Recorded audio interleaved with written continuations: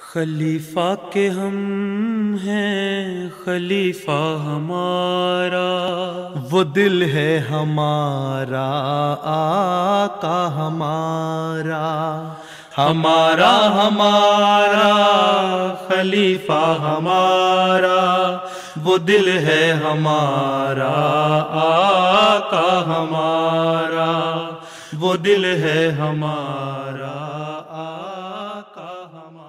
আসসালামু আলাইকুম। যুগ খলিফার এই সপ্তাহে আপনাদের সবাইকে আমন্ত্রণ জানাচ্ছি। এবারও আমরা আপনাদেরকে মধ্যপ্রাচ্যে নিয়ে যাচ্ছি, যেখানে এই সপ্তাহের প্রথম ভার্চুয়াল মোলাকাতটি অনুষ্ঠিত হয়েছিল। এবারে ওয়েস্ট ব্যাংকের আহমদি মুসলমানরা হযরত খলিফাতুল মসিহ আল খামেস আয়াদাল্লাহ তাআলা বিনাসরিহিল আজিজের সান্নিধ্য লাভের সৌভাগ্য অর্জন করেন। গত শনিবার হজরত খলিফাতুল মসিহ আল খামেস আয়াদাহুল্লাহ তাআলা বিনাসরিহিল আজিজ ওয়েস্ট ব্যাংকের আহমদীদের সাথে অনুষ্ঠিত ভার্চুয়াল মোলাকাতে সভাপতিত্ব করেন। কুরআন তেলাওয়াতের মাধ্যমে অনুষ্ঠান শুরু হওয়ার পর একটি তথ্যচিত্র এবং কাসিদা উপস্থাপন করা হয়। এরপর একটি দীর্ঘ প্রশ্নোত্তর পর্ব অনুষ্ঠিত হয়। প্রথম প্রশ্নকারী জিজ্ঞেস করেন, বিরোধিতার ভয়ে একজন আহমদী কি ও আহমদীদের থেকে নিজেদের বিশ্বাস গোপন করতে পারে? बात यह है कि अगर खौफ है और मुकाबला नहीं कर सकता, ख़ास तौर पे औरतें मुकाबला नहीं कर सकती, तो दिल में उनके ईमान है तो उसको रखें और ना ज़ाहिर करें, लेकिन इसमें कोई हर्ज नहीं है। लेकिन अगर मुकाबला करने की हिम्मत है, जुर्रत है, मर्द है, तो फिर ज़ाहिर करना चाहिए। अब सहाबा की जो तारीख़ मिलती है हमें, उसमें यही है कि बाज़ सहाबा शुरू में जो ईमान लाए, उन्होंने उनको कहीं किसी दूसरे बड़े रईस की और सरदार की पनाह मिल गई तो उन पे जुल्म नहीं होते थे। उन्होंने कहा अब हम अपना आपका पनाह वापस करते हैं और हम उसी तरह इन जुल्मों को बर्दाश्त करना चाहते हैं जिस तरह हमारे बाकी भाई बर्दाश्त कर रहे हैं। लेकिन साथ ही ये भी तारीख़ से साबित है कि हज़रत सल्लल्लाहु अलैहि वसल्लम ने बाज़ लोगों को कहा कि ठीक है, अगर तुम लोग मुकाबला नहीं कर सकते, अपने ईमान को छुपा के रखो और दिल में रखो, ना ज़ाहिर करो। हिकमत का तकाज़ा भी यही है। बहुत सारे मुसलमान थे जो हज़रत सल्लल्लाहु अलैहि वसल्लम की हिजरत के बाद भी मक्के में रहे और वो ईमान ले आए हुए थे और उन्होंने ईमान छुपाया हुआ था। बाज़ ऐसे वाक़यात मिलते हैं कि बाज़ जो कुफ़ार के लश्कर आते थे, जंगों के लिए आए, उनमें वो शामिल हो के आ गए। और जब आ गए, दो आदमियों को ज़िक्र मिलता है पिछले जो मैंने ख़ुद बात सहाबा का ज़िक्र कर रहा हूँ उसमें भी ज़िक्र किया था कि एक जंग में इसी तरह लश्कर आया, उसके साथ दो अशख़ास जिन्होंने अपना ईमान छुपाया हुआ था वो शामिल हो के आ गए। और जब वो करीब पहुँच गए इस्लामी लश्कर के, तो उनसे कुफ़ार के लश्कर को छोड़ के इस्लामी लश्कर में आके शामिल हो गए और बताया कि हम बहाना बनाया था हमने निकलने का, इस तरह हम इनके साथ शामिल होकर आ गए हैं। तो उन्होंने इतना अरसा अपना ईमान छुपा के रखा। हज़रत सल्लल्लाहु अलैहि वसल्लम ने उनको ये नहीं कहा कि क्यों छुपा के रखा, बल्कि उनको पनाह दी और मुसलमानों में शामिल कर लिया। तो ये तारीख़ में मिलते हैं वाक़यात। जो मैं आजकल सहाबा के वाक़यात बयान कर रहा हूँ उसमें भी इसका ज़िक्र हो चुका है। चंद महीने पहले ही मैंने एक खुतबे में इसका ज़िक्र किया था। तो इसमें कोई हर्ज नहीं। और ख़ास तौर पे औरतें जो हैं वो अगर समझती हैं कि उनका ईमान ज़ाहिर होने से उनके पास तंगियाँ वारिद होंगी और वो बर्दाश्त नहीं कर सकेंगी, तो उनको छुपा के रखना चाहिए। कोई हर्ज नहीं है इसमें। लेकिन जब मौका मिले फिर उसका इजहार भी हो जाना चाहिए। একজন সদস্য প্রশ্ন করেন, একজন আহমদীর কি কোনো রাজনৈতিক দলের সাথে যোগ দেওয়ার অনুমতি আছে? দ্বিতীয়ত, একজন আহমদী কি সরকার বিরোধী কোনো স্বাধীনতা আন্দোলন কিংবা বিদ্রোহী দলে যোগ দিতে পারে? पहली बात तो ये है कि अहमदी जो है अपने मुल्क का शहरी भी है और वो अपने वतन की सियासी पार्टियों में दाखिल हो सकता है। और जब वो सियासी पार्टी में दाखिल होगा तो उसकी आवाज़ उस ईवान तक भी पहुँचेगी, उन लोगों तक भी पहुँचेगी जहाँ वो पीछे रह के नहीं पहुँचा सकता। और उनकी जो पॉलिसी बनाने में अगर उसका किरदार है तो वहाँ ऐसी पॉलिसी बनाएगा जो मुल्क के लिए फ़ायदा मंद होगी, क्योंकि ईमानदाराना राय अपनी पेश करेगा वो अल्लाह ताला के हुक्म के मुताबिक कि जब भी तुम्हारे से राय मांगी जाए ईमानदारी से दो। तो इसमें कोई हर्ज नहीं है कि सियासी पार्टियों में शामिल हुआ जाए। दुनिया में कई जगह شامل ہوتے ہیں. جب ہندوستان اور پاکستان سب کانٹیننٹ اکٹھا تھا اس وقت بھی نمائندے ہمارے سیاسی پارٹی میں شامل ہو کے نمائندے پارلیمنٹ کے بنتے تھے.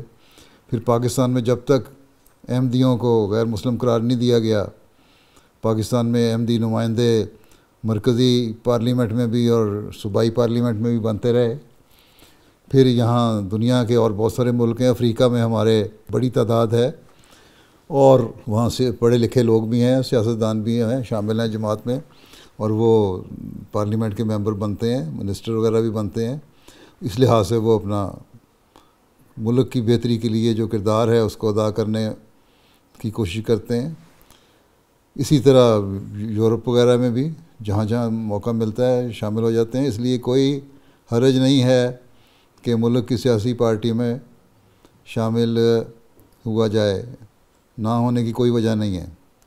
جب ہم ایک شہری ہیں اس ملک کے، تو اس ملک کا جو بھی نظام حکومت ہے اس میں ہمارا کردار ہونا چاہیے اور بہتر کردار ہونا چاہیے، تاکہ ان کو پتہ لگے کہ ایماندارانہ طریقے پر ہم کس طرح ملک کی اور قوم کی بہتر رنگ میں خدمت کر سکتے ہیں. اور احمدی بھی بحیثیت وطن کے شہری ہونے کے ملک کے وفادار ہیں اور اس کی بہتری کے لیے ہر قسم کی مدد کرنے کی کوشش کرتے ہیں. باقی رہ گیا مزاحمتی تحریکیں. ایک تو یہ یاد رکھنا چاہیے کہ کوئی بھی ایسی تحریک جہاں توڑ پھوڑ، فتنہ اور فساد ہو، اس سے بچے. اگر ایک حکومت قائم ہے اور حکومت کی طرف سے کوئی پروٹیسٹ ہوتا ہے تو اس میں ضرور احمدی کو شامل ہونا چاہیے، کیونکہ وہ ایک حکومتی حکمت عملی ہے اور حکومتی پالیسی ہے، اس کے مطابق وہ کام کر رہے ہیں. اس میں جنگ بھی شامل ہوتی ہے، اس میں حکومت کی فوج میں یا پولیس میں شامل ہو کے اگر لڑائی کرنی پڑے تو لڑائی کرنا بھی چاہیے، جس طرح بہت سارے ملکوں میں احمدی فوج میں شامل ہیں اور اپنا کردار ادا کرتے ہیں، فوجی ہونے کی حیثیت سے ملک کی طرف سے لڑائی کرتے ہیں. لیکن ایسی تحریکیں جو حکومت کی بیک اپ نہیں، جن کو حکومت کی پالیسی جو ہے ان کی پالیسی کے خلاف ہے، اور وہ تحریکیں صرف آزادی کے نام پہ اپنے مقاصد حاصل کرنا چاہتی ہیں، ایسی تحریکوں سے احمدیوں کو بچنا چاہیے، ایسی جماعتوں سے بچنا چاہیے. ہاں، اگر حکومت کہے کہ ہاں اب قربانی کا وقت ہے ملک اور قوم کے لیے اور فوج میں شامل ہو اور حکومتی پالیسی کا ساتھ دو، تو وہاں احمدی کو ضرور شامل ہونا چاہیے. لیکن ہر پارٹی میں شامل ہونے سے تو فتنہ اور فساد پیدا ہوگا اور فتنہ و فساد بڑھے گا. اس لیے یہ تو جائزہ لینا ہوگا کہ جس پارٹی میں آپ شامل ہو رہے ہیں، جس گروپ میں شامل ہو رہے ہیں، اس کا حکومت کی نظر میں کیا کردار ہے. اگر بعض دفعہ ایسی بھی تنظیمیں ہیں جن کو حکومت کی پشت پناہی ہوتی ہے یا حکومت کی اشیر بات ہوتی ہے، حکومت ان کو سپورٹ کر رہی ہوتی ہے، تو اس لحاظ سے تو ان میں شامل ہوا جا سکتا ہے. لیکن وہاں بھی یہ دیکھنے والی بات ہے کہ کس حد تک اس سے فتنہ پیدا ہو رہا ہے. اور اگر چوائس ہے کہ فتنہ سے بچا جائے تو پھر یہی ہے کہ احمدی کو تو فتنے سے بچنے کی کوشش کرنی چاہیے، اور نہیں بھی چوائس تب بھی کسی طرح حکمت سے اپنے آپ کو ہر قسم کے فتنے سے بچانے کی کوشش کرنی چاہیے. ٹھیک ہے. অন্য একজন সদস্য প্রশ্ন করেন, একজন ব্যক্তির যদি এক স্তর থেকে পরবর্তী স্তরে আধ্যাত্মিক উন্নতি হয় তাহলে সে কিভাবে বুঝতে সক্ষম হবে? بات یہ ہے کہ ایک مومن کا کام یہ ہے کہ مسلسل کوشش میں لگا رہے اور یہ نہ دیکھے کہ اس کا یہ درجہ کیا ہوا ہے اور اگلا درجہ کیا ہے. اللہ تعالیٰ بہتر جانتا ہے کہ کہاں ایک درجے کی حد ختم ہوتی ہے اور دوسرا درجہ شروع ہوتا ہے. اس لیے مومن کے لیے یہی ہے کہ تم نے نیکیوں میں بڑھتے چلے جانا ہے اور اس کے لیے کوشش کرتے جانا ہے. مسلسل جہاد کرنا ہے اپنے نفس کو پاک کرنے کا. جب انسان دیکھتا ہے کہ میرے اندر کوئی پاک تبدیلی پیدا ہو رہی ہے، میرا خدا تعالیٰ سے تعلق قائم ہو رہا ہے، تو وہ یہ نہیں سوچتا کہ میں اس سے کوئی اگلا درجہ حاصل کروں، میں ولایت کا اور کہ اعلیٰ مقام پر پہنچنے کی کوشش کروں. وہ یہ ہوتا ہے کہ میں کس طرح اللہ تعالیٰ کی رضا حاصل کرنے کی کوشش کروں، کہ اللہ تعالیٰ نے جو مجھے اب پکڑا ہے یا میں نے اللہ تعالیٰ کا دامن پکڑا ہے وہ کبھی میں چھوڑ نہ سکوں. اس لیے یہ کہنا کہ یہ روحانی درجہ مجھے مل گیا، جہاں انسان کو یہ خیال آ جائے کہ میں ایک روحانی درجے پہ پہنچ گیا ہوں، وہاں تکبر پیدا ہونا شروع ہو جاتا ہے انسان کے ذہن میں. اور تکبر جو ہے بہت بری چیز ہے. تکبر ہی ہے جس نے ابلیس کو اطاعت سے روکا تھا، بات ماننے سے روکا تھا. اس لیے انسان کو ہمیشہ یہ کوشش کرنی چاہیے کہ میرا مقصد کام صرف یہ ہے کہ میں نے اللہ تعالیٰ کی رضا حاصل کرنے کے لیے اس کے احکامات پر عمل کرنا ہے، اور اس کے بے شمار احکامات ہیں. ایک درجے کا آپ کس طرح پتہ لگ سکتے ہیں؟ پہلے قرآن کریم سے تلاش کریں. قرآن کریم کے 700 حکم ہیں، یا کہیں ایک جگہ، بعض جگہ 1200 بھی حضرت مسیح علیہ السلام نے فرمایا ہے. تو کیا آپ نے ان 700 یا 1200 حکموں پہ عمل کر لیا ہے؟ کیا ان کی تلاش کر لی ہے؟ جب ان حکموں کی تلاش کر لی ہے اور ان پہ عمل کر لیا، تو پھر اگلی آپ بات کریں کہ ہاں اب میں کوئی اور درجہ دیکھوں گا. پھر اللہ تعالیٰ خود وہ درجہ عطا فرماتا ہے، انسان کی کوششوں سے ادا نہیں ہوتا. اس لیے انسان کا کام، ایک مومن کا کام یہ ہے کہ عاجزی کے ساتھ، انکساری کے ساتھ مسلسل کوشش کرتا رہے کہ میں اللہ تعالیٰ کا پیار حاصل کروں، اللہ تعالیٰ کی رضا حاصل کروں، اور اس کے حکموں پر عمل کرنے کی کوشش کروں، اور اس کے لیے جو بھی میری کوشش ہے میں کرتا چلا جاؤں. یہی چیز ہے. یہ اگر انسان کے دل میں رہے گی تو روحانیت کی جو ترقی ہے وہ ہوتی چلی جائے گی، اور وہ اللہ تعالیٰ نے اس کا پیمانہ رکھا ہوا ہے کہ کہاں کون سا اسٹیپ ہے جہاں تم پہنچ گئے اور کون سا اگلا اسٹیپ ہے. انسان خود جج نہیں کر سکتا کہ میں کون سی روحانی مقام پہ پہنچ گیا ہوں. ایک متقی کا کام یہ ہے کہ تقویٰ پہ چلتے ہوئے اللہ تعالیٰ کے حکموں کی تعمیل کرنے کی کوشش کرے، اور اللہ تعالیٰ کا پیار اور اس کی رضا حاصل کرنے کی کوشش کرے. اور یہی ہمارا کام ہے، اور اس کے لیے ہمیں کوشش کرتے رہنا چاہیے. اور یہ ایک مسلسل کوشش ہے، مسلسل جہاد ہے.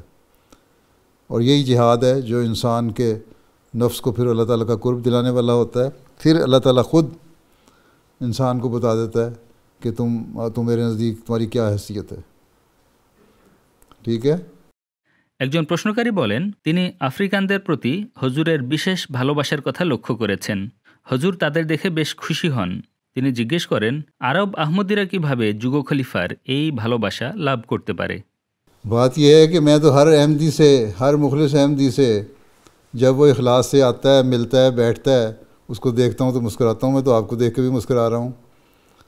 اور آپ کے لیے میرے وہی جذبات ہیں جو افریقن کے لیے ہیں، وہی جذبات میرے یورپین کے لیے ہیں. ایک مخلص احمدی، چاہے وہ یورپین ہے، وہ چاہے افریقن ہے، چاہے ایشین ہے، چاہے عرب ہے یا ساؤتھ امریکہ کا ہے، میرے لیے تو سب برابر ہیں. اور ان کے جو چہروں کے سے محبت کا اظہار ہیں وہ مجھے بھی مجبور کرتے ہیں کہ میں بھی ان سے اسی طرح محبت کروں، جو وہی اظہار کروں جو وہ کر رہے ہیں. تو اس میں کوئی فرق نہیں ہے. نہ آپ افریقنوں سے کم ہیں، نہ افریقن آپ سے کم ہیں، نہ پاکستانی آپ سے زیادہ ہیں، نہ افریقن کسی اور قوم سے کم یا زیادہ ہیں، نہ یورپین. جو بھی مخلص احمدی ہے اور خلافت کے ساتھ اس کا خاص تعلق ہے، اس کو جب بھی میں ملتا ہوں، دیکھتا ہوں، مسکراتا ہوں. میں تو ہر ایک جو بھی ہے، چاہے وہ افریقن بچہ ہے، چاہے وہ یورپین بچہ ہے، چاہے وہ ساؤتھ امریکن بچہ ہے، چاہے وہ پاکستانی بچہ ہے، چاہے وہ نوجوان ہے، مرد ہے، عورت ہے، ہر ایک کو دیکھ کے اس لیے میرے دل میں تو پیار کے جذبات ہی ہوتے ہیں، اور میں ہمیشہ مسکراتا رہتا ہوں. میرا نہیں خیال کہ آپ کو دیکھ کے میں نے کبھی ناراضگی کا اظہار کیا اور کبھی کیا. عرب بھی مجھے ملتے رہتے ہیں، کبھی میں ناراضگی کا اظہار کیا. آپ کو بھی دیکھ کے مسکراتا ہوں اسی طرح. ہاں، تو میرے دل میں تو ہر ایک سچے احمدی کے لیے پیار اور محبت کے جذبات ہیں. ঠিক? এরপর একজন ব্যক্তি প্রশ্ন করেন, কিভাবে আমরা আমাদের শিশুদের ঈমান আমাদের অআহমদী আত্মীয় স্বজনের কুপ্রভাব থেকে মুক্ত রাখতে পারি? بات یہ ہے کہ ایک تو مخالفین جماعت جو ہیں ان سے کو ایسے موقع پیدا ہی نہ کریں کہ جہاں احمدیت کے بارے میں ان کے مخالفت کے باتیں یا اظہار ہو رہے ہوں. خاص طور پہ جب بچے آپ کے ساتھ بیٹھے ہوں تو اس وقت ان سے ایسی باتیں کرنے کی ضرورت ہی نہیں ہے، کیونکہ وہ پھر ایسے جواب دیں گے یا ایسی باتیں کریں گے جس سے بچے متاثر ہوں گے یا ان میں تجسس پیدا ہوگا کہ کیا یہ باتیں کر رہے ہیں. تعلق تو بے شک رکھیں اور رکھنا چاہیے، بلکہ زیادہ بہتر تعلق رکھیں اور ان کو بتائیں کہ یہ احمدیت کی تعلیم جو حقیقی اسلام کی تعلیم ہے، یہ ہمیں کہتی ہے کہ اپنے رشتہ داروں سے، برہمی رشتہ داروں سے تعلق رکھو اور پیار محبت کا سلوک کرو. اس لیے تم جو بھی ہمیں کہتے ہو کہتے رہو، لیکن ہماری طرف سے تمہیں کوئی تکلیف نہیں پہنچے گی. باقی رہے گی بچوں کی تربیت کے لیے، تو بچوں کی تربیت کے لیے تو پھر ماں باپ کو، میں نے پچھلی ملاقات میں وابیر والوں کو بھی یہ کہا تھا، ماں باپ دونوں کو خاص محنت کرنی پڑے گی، کردار ادا کرنے پڑے گا ایسے ماحول میں جہاں بچوں کو مخالفین کی باتیں بھی سننی پڑتی ہیں اور دیکھنی پڑتی ہیں اور وہ متاثر بھی ہو سکتے ہیں اس سے. وہاں ماں باپ کو گھر میں زیادہ سے زیادہ توجہ بچوں کی طرف دینی چاہیے، ان کو بتانا چاہیے کہ دین کیا چیز ہے، ہم احمدی کیوں ہیں، حقیقی اسلام کیا چیز ہے، ہمارے میں اور ان میں کیا فرق ہے. اور یہ جب ساری باتیں آپ واضح کریں گے ان کو پتہ لگ جائے گا بچوں کو کہ ہمارے احمدی ہونے کی کیا وجوہات ہیں. ہم صرف ایک فرقہ بن کے نہیں ابھرے، بلکہ حضرت صلی اللہ علیہ وسلم کی پیش گوئی کے مطابق، اللہ تعالیٰ کے حکم کے مطابق اس امام مہدی اور مسیح موعود کو ماننے والے ہیں جس کے آنے کی اس زمانے میں خبر دی گئی تھی، اور دین کی تجدید کے لیے اس نے آنا تھا اور ہم نے اس کو مان لیا. اور یہ دیکھو جماعت احمدیہ یہ کام کر رہی ہے جو باقی دنیا کے جو فرقے اور جماعتیں وہ نہیں کر رہی. دوسری یہ ایک بڑی ہے کہ جماعت احمدیہ ایک ایسی جماعت ہے جو تمام دنیا میں جس کی نمائندگی موجود ہے، اور یہ کوشش کر رہی ہے کہ تمام دنیا کو ایک ہاتھ پہ اکٹھا کرے، اور خاص طور پر مسلم امہ کو.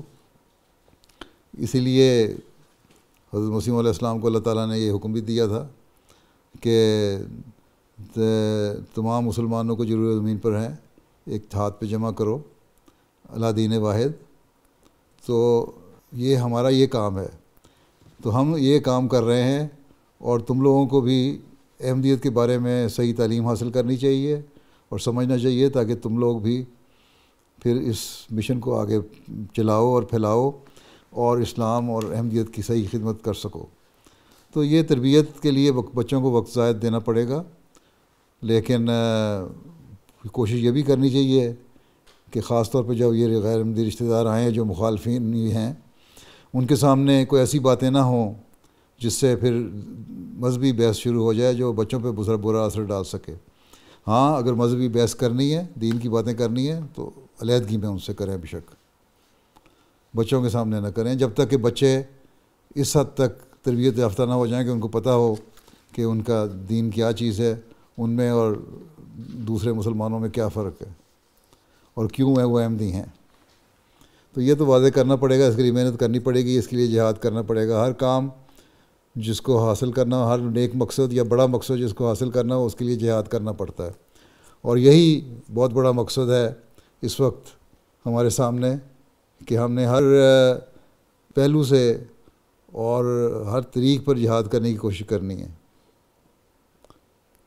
ٹھیک ہے، اور یہ جہاد ہی ہے جو ہمیں بھی اور ہماری نسلوں کو بھی محفوظ رکھے گا، اور انشاءاللہ تعالیٰ نہ صرف محفوظ رکھے گا بلکہ اس سے آگے اسلام اور احمدیت کا صحیح پیغام بھی ان لوگوں کو پہنچے گا، اور ہماری آہستہ آہستہ بڑھتے جائیں گے. مخالفت سے بھی گھبرانا نہیں چاہیے، مخالفت کی وجہ سے ہی احمدیت بھی پھیلتی ہے.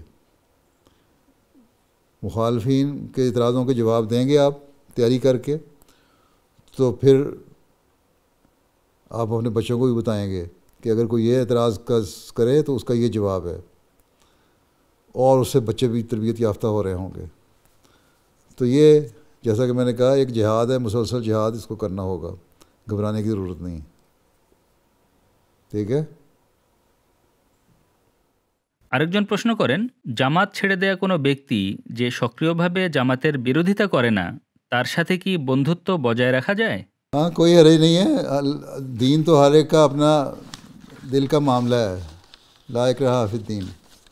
کوئی جبر نہیں، کوئی زبردستی نہیں. اگر کوئی سمجھتا ہے کہ جماعت اس کے نزدیک صحیح نہیں ہے اور وہ ایک وقت کے بعد چھوڑ دیتا ہے لیکن مخالفت نہیں کرتا، حضرت مسیح علیہ السلام کو برا بھلا نہیں کہتا، ان کے خلاف کوئی نازیبا الفاظ استعمال نہیں کرتا، اور آپ تو پھر اس سے بیشک تعلق رکھیں. ہو سکتا ہے کہ آپ کا یہ تعلق کسی وقت اس کے لیے اصلاح کا باعث بن جائے اور وہ دوبارہ رجوع کر لے اور توبہ کر لے اور واپس آ جائے. لیکن اگر اس کے ساتھ آپ فاصلہ ڈالتے رہیں گے اور آپ دوست ہیں اس کے، تو پھر وہ اور دور ہٹتا چلا جائے گا، ہو سکتا ہے زیادہ برائیوں میں مبتلا ہو جائے. تو دوستی کا حق ادا کرنے کے لیے بھی ضروری ہے کہ اگر وہ مخالفت نہیں کر رہا تو اس سے وہ تعلق قائم رکھیں، اور اگر مخالفت کر رہا ہے پھر بھی السلام علیکم رکھنے میں کوئی حرج نہیں ہے. ہو سکتا ہے کسی وقت میں اس کی اصلاح کا باعث بن سکیں آپ.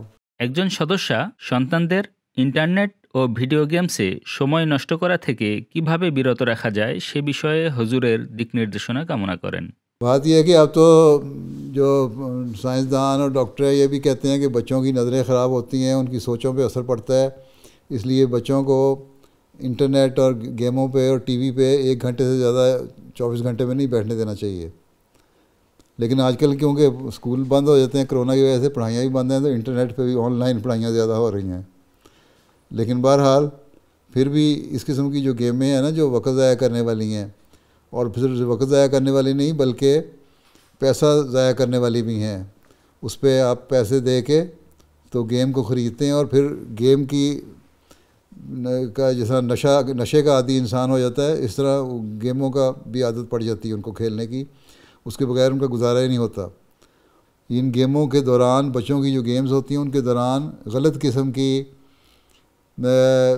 جنسی بے راہ روی کی باتیں بھی بیچ میں اشتہار کے طور پہ ڈال دیتے ہیں، اور وہ جب اشتہار سامنے آتے ہیں گیم کھیلتے کھیلتے تو بچپن سے ہی بچوں کے دماغ جو ہیں وہ زہر آلود ہو رہے ہوتے ہیں ان گندی باتوں سے، اور بڑے ہو کے پھر وہ ایک اور نہج پہ چل پڑتے ہیں. اس لیے ایک تو یہ ہے کہ ماں باپ کو یہ توجہ رکھنی چاہیے کہ بچے جو بھی گیم کھیل رہے ہیں یا پروگرام جو بھی دیکھ رہے ہیں انٹرنیٹ پہ یا ٹی وی پہ وہ کون سا ہے، اور اس کی نگرانی رکھیں. اور پھر یہ نگرانی رکھیں کہ ایک خاص وقت معین ہے، اس وقت معین کے علاوہ تم نے نہیں دیکھنا. ان کو بتائیں، ان کو سمجھائیں کہ تمہاری نظر خراب ہو جائے گی، تمہاری سوچوں پہ فرق پڑے گا، اس لیے بہتر ہے کہ تم کتابیں پڑھو اس کی جگہ، جو برین کی ڈیولپمنٹ کے لیے زیادہ بہتر ہے. اور اس کے علاوہ ان کے لیے متبادل پروگرام بنائیں، ان سے بیٹھیں، ان سے ڈسکشن کریں، ان سے باتیں کریں، ان کو اچھے پروگرام، دوسرے ایسے پروگرام اگر بہت ہی زیادہ زور دیتے ہیں تو پھر انٹرنیٹ پہ یا ٹی وی پہ ان کو ایسے پروگرام دکھانے کی کوشش کریں جس سے ان کی علمی قابلیت بھی بڑھے اور روحانی لحاظ سے وہ بہتر ہوں، اور عقل کا جو معیار ہے وہ بھی بلند ہو. تو یہ چیزیں تو کرنی پڑیں گی اس لیے. لیکن بہرحال یہ بہت ضروری ہے کہ ماں باپ نظر رکھیں کہ بچے کیا دیکھ رہے ہیں. اگر ماں باپ پڑھے لکھے نہیں ہیں اور بچے پڑھ رہے ہیں اور وہ اپنی گیموں میں بیٹھ کے اپنے آپ کو انوالو کر رہے ہیں اور ماں باپ کوئی پرواہ نہیں کر رہے ہیں، ان کو اپنے مسائل کی فکر ہے، تو اس طرح آپ اپنی اولاد کو ضائع کر دیں گے. اس لیے اس طرف بہت احتیاط کی ضرورت ہے اور اس کے لیے بہت کوشش اور محنت کی ضرورت ہے. لیکن یہ بہرحال نگرانی کرنی پڑے گی، تھوڑی سی سختی بھی بعض دفعہ کرنی پڑتی ہے بچوں پہ اس لحاظ سے، تو لیکن مار دھاڑ سے نہیں، پیار سے سمجھائیں اور ان کو بتائیں کہ یہ تمہارا معین وقت ہے اور یہ پروگرام ہے. اور بعض ایسے پروگرام جس پہ خطرہ ہو کہ بےہودہ قسم کے اشتہار بھی آ سکتے ہیں، ان کو ویسے ہی بلاک کر دینا چاہیے، وہ آپ کے انٹرنیٹ پہ آئیں نہ. لیکن گیموں کے لیے بھی ایک معین وقت ہونا چاہیے. ہاں صحت کے لیے باہر جا کے ان سے کہیں تم فٹ بال کھیلو، کرکٹ کھیلو، اور کوئی گیم ہیں وہ کھیلو باہر، لیکن ٹی وی پہ بیٹھ کے اپنے ذہن کو خراب نہ کرو. اس کے 1 گھنٹے سے زیادہ تمہیں دیکھنے کی اجازت نہیں ہے. زیادہ سختی بھی نہیں کر سکتے کیونکہ آج کل کے معاشرے میں سختی کریں تب بھی بچے بگڑ جاتے ہیں.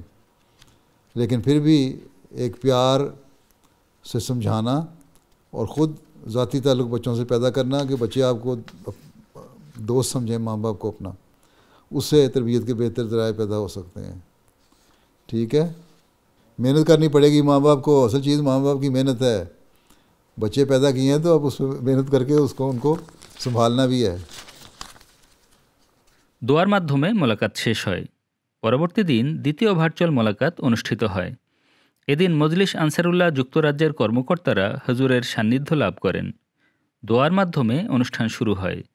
এরপর সকল কর্মকর্তা তাদের স্ব বিভাগ নিয়ে কথা বলার সুযোগ লাভ করেন এবং হুজুরের দিক নির্দেশনা কামনা করেন। এদিন পুনরায় হুজুর আয়াদাহুল্লাহ তাআলা বিনাসরিহিল আজিজ বাচ্চাদের করোনার সময়ে গেম খেলার মাধ্যমে সময় নষ্ট করা থেকে বিরত রাখার ওপর জোর দেন। انصار کے بھی بچے ہیں جن کے کئی بچے ہیں، ان کے جو انصار میں جا چکے ہیں ان کے بھی چھوٹے بچے ہیں ایسے جو ان کو توجہ کوئی نہیں کرتے، انٹرنیٹ پہ بیٹھے رہتے ہیں آج کل، اور جب اسکولوں میں چھٹیاں ہوتی ہیں تو خاص طور پہ، اور پھر انٹرنیٹ پہ جا کے تو غلط قسم کے پروگرام دیکھنے کی طرف رجحان زیادہ بڑھتا چلا جا رہا ہے۔ اس کے لیے پروگرام بنایا کوئی آپ لوگوں نے؟ خدا احمدیہ تو بناتی ہے، آپ انصار کو ہی بنانا چاہیے۔ جی انشاءاللہ ضرور بنائیں گے مزید ان حالات کے مطابق اپنا پروگرام بنانا چاہیے اور اس کو فوری امپلیمنٹیشن ہونی چاہیے۔ جی انشاءاللہ ٹھیک ہے جی۔ এরপর হুজুর আয়াদাহুল্লাহ তাআলা বিনাসরিহিল আজিজ কায়েদ তালিমুল কুরআনকে সকল আনসার সদস্যের কুরআন শিক্ষার ব্যবস্থা করার নির্দেশ প্রদান করেন। ایک کانفیڈینشیل رپورٹ لینا، اپنی ہر ایک سے کہہ دیں کہ تمہارا نام ڈسکلوز نہیں کیا جائے گا، تو تم اپنے بارے میں اگر کرنا نہیں آتا تو بتا دو، تمہیں قرآن کریم پڑھنے کی کلاس سکھائی جائے اگر کسی کوئی شرماتا ہے۔ ویسے تو قرآن کریم پڑھنے کے بارے میں شرمانا نہیں چاہیے، میں خود بعد میں بھی بعضوں کے مرحومین کے ذکر کرتا رہا ہوں، وہ بڑے ہو کے بھی سیکھتے رہے اور پڑھتے رہے۔ اسی طرح ربا میں بھی انصار اللہ کی کلاسیں لگ رہی ہیں جن کو قرآن کریم پڑھنا نہیں آتا تھا اور انہوں نے پڑھنا سیکھا، تو یہ تو ایسی بات نہیں ہے جس پہ شرمایا جائے، جھجکا جائے۔ لیکن اگر کسی میں جھجک ہے تو اس کو یہ بتا دیں کہ تمہارا نام نہیں بتائیں گے، تم نے پڑھنا ہے تو تمہارے لیے پڑھنے کا انتظام کر دیتے ہیں قرآن کریم۔ পরিশেষে সদর সাহেব মাসরুর চক্ষু হাসপাতালের ওপর একটি তথ্যচিত্র উপস্থাপন করেন। حضور اقدس سید اللہ تعالیٰ بن نصر العزیز نے ازراہ شفقت 2016 میں مجلس انصار اللہ UK کو مسرور آئی انسٹیٹیوٹ بنانے اور چلانے کی ذمہ داری برکینا فاسو میں عطا فرمائی تھی۔ 2017 میں حضور اقدس نے ایک اینٹ پہ دعا کر کے خاکسار کو دی، جو کہ خاکسار کو سعادت نصیب ہوئی برکینا فاسو جا کے اس کی بنیاد رکھنے کی۔ عمارت کی تعمیر کا کام 2017 میں شروع ہو گیا۔ حضور اقدس بلڈنگ جو ہے وہ تعمیر کے مراحل سے گزرتی ہوئی اس وقت تقریباً مکمل ہو چکی ہے۔ بلڈنگ اندر سے مکمل ہے، اب اس وقت بلڈنگ کے باہر کا کام جو ہے وہ جاری ہے، جو کہ انشاءاللہ اگلے تقریباً 1 ماہ کے دوران مکمل ہو جائے گا۔ یہ عمارت کا حصہ جو ہے یہ بوستان مہدی، جو کہ واگاڈو برکینا فاسو کا کیپٹل ہے، وہاں سے گانا جانے والی مین سڑک پر واقع ہے۔ تقریباً 4.5 ایکڑ کا یہ پلاٹ ہے اور یہ 2 منزلہ عمارت ہے۔ اس 2 منزلہ عمارت کے اندر 2 آپریشن تھیٹر موجود ہیں، جس کے علاوہ 6 کنسلٹیشن رومز موجود ہیں، اور اللہ تعالیٰ کے فضل سے وقت کے ساتھ یہاں پیچھے جو حصہ نظر آ رہا ہے اس میں 2 گھر بھی بنائے جائیں گے۔ پیچھے جو ایک عمارت کا حصہ نظر آ رہا ہے اس وقت وہ سیپریٹ سٹور ہیں، اور جو واشنگ فیسلٹیز ہیں اور کچن کی فیسلٹیز وہ اس آؤٹ بلڈنگ کے اندر موجود ہوں گی۔ آج کل سامنے اندر کا حصہ اس وقت کمپلیٹ ہے۔ یہ کچھ تصاویر جو حضور دیکھ رہے ہیں یہ جس وقت سیلنگ اور چیزیں انسٹال ہو رہی تھیں اس وقت کی ہیں۔ اندر کے مناظر اس سے آگے ابھی دکھائی دیں گے، جس میں مین لابی اور مین گیلری شامل ہے۔ یہ تقریباً اپریل کے مہینے کی فوٹوگرافس ہیں اس وقت۔ یہ اندر کی کچھ تصاویر حضور دیکھ سکتے ہیں لابی کی۔ اسی طرح جو سامنے اب سڑک ہے اور سامنے اس کے اوپر پیونگ کا کام، اور جو باغیچے کا حصہ ہے اس کے اندر مانسون کی بارشیں شروع ہو گئی ہیں تو اب گھاس لگانے کا کام جاری ہے، تو انشاءاللہ یہ اگلے 1 ماہ تک مکمل ہو جائے گا۔ حضور اقدس کی خدمت میں عاجزانہ درخواست ہے کہ دعا فرمائیں کہ اللہ تعالیٰ مجلس انصار اللہ UK کو آسن رنگ میں یہ ذمہ داری نبھانے کی توفیق عطا فرمائے حضور اقدس کے ارشادات کے مطابق۔ جزاک اللہ حضور۔ جزاک اللہ، ماشاء اللہ بڑا اچھا بنا لیا ہے، اس کو چلانے کی بھی توفیق اللہ تعالیٰ دے آپ لوگوں کو۔ آمین۔ اللہ حافظ، السلام علیکم ورحمۃ اللہ وبرکاتہ۔ السلام علیکم ورحمۃ اللہ وبرکاتہ۔ السلام علیکم۔ এই ছিল গত সপ্তাহে অনুষ্ঠিত ভার্চুয়াল মুলাকাতের বিশেষ কিছু অংশ। এখন আমরা আমাদের রিপোর্টের শেষাংশে চলে যাচ্ছি, যেখানে থাকছে এই সপ্তাহের জুমার খুতবার সারাংশ। হজরত খলিফাতুল মসিহ আল খামেস আয়াদাল্লাহু তাআলা বিনাসরিহিল আজিজ তার জুমার খুতবায় হজরত উমর রাদিয়াল্লাহু তাআলা আনহুয়ের স্মৃতিচারণ অব্যাহত রাখেন। তিনি তার জীবনের বেশ কয়েকটি ঘটনা বর্ণনা করেন এবং হজরত আবু বকর রাদিয়াল্লাহু তাআলা আনহুয়ের খিলাফতকালের ঘটনারও উল্লেখ করেন। তো হজরত আবু বকর রাদিয়াল্লাহু তাআলা আনহুর মৃত্যুর সময় ঘনিয়ে এলে তিনি হজরত আব্দুর রহমান বিন অফ রাদিয়াল্লাহু তাআলা আনহুকে ডেকে বলেন, আমাকে ওমর সম্পর্কে কিছু বলো। তখন তিনি অর্থাৎ হজরত আব্দুর রহমান বিন অফ রাদিয়াল্লাহু তাআলা আনহু বলেন, হে আল্লাহ রসুলের খলিফা, আল্লাহর কসম, তার স্বভাবে যে কিছুটা কঠোরতা রয়েছে তা বাদ দিলে হজরত ওমর রাদিয়াল্লাহু তাআলা আনহু সম্পর্কে আপনার যে মতামত রয়েছে তিনি এর চেয়ে উত্তম। হযরত আবু বকর রাদিয়াল্লাহু তাআলা আনহু বলেন, তার স্বভাবে কঠোরতা থাকার কারণ হলো তিনি আমার মাঝে নম্রতা দেখেন। ইমারতের দায়িত্ব তার স্কন্ধে অর্পিত হলে এমন অনেক বিষয় যা তার মাঝে রয়েছে তিনি তা পরিত্যাগ করবেন, কারণ আমি তাকে দেখেছি। আমি কারো প্রতি কঠোর হলে তিনি আমাকে সেই ব্যক্তির প্রতি সন্তুষ্ট করার চেষ্টা করেন, আর আমি যখন কারো প্রতি নম্রতা প্রদর্শন করি বা কোমল ব্যবহার করি তখন তিনি আমাকে তার প্রতি কঠোর হওয়ার কথা বলেন। এরপর হযরত আবু বকর রাদিয়াল্লাহু তাআলা আনহু হযরত উসমান বিন আফফান রাদিয়াল্লাহু তাআলা আনহুকে ডাকেন এবং তার কাছে হযরত ওমর রাদিয়াল্লাহু তাআলা আনহু সম্পর্কে জিজ্ঞেস করেন। হযরত উসমান রাদিয়াল্লাহু তাআলা আনহু বলেন, তার ভেতর তার বাহির থেকে উত্তম, আর আমাদের মাঝে তার মতো কেউ নেই।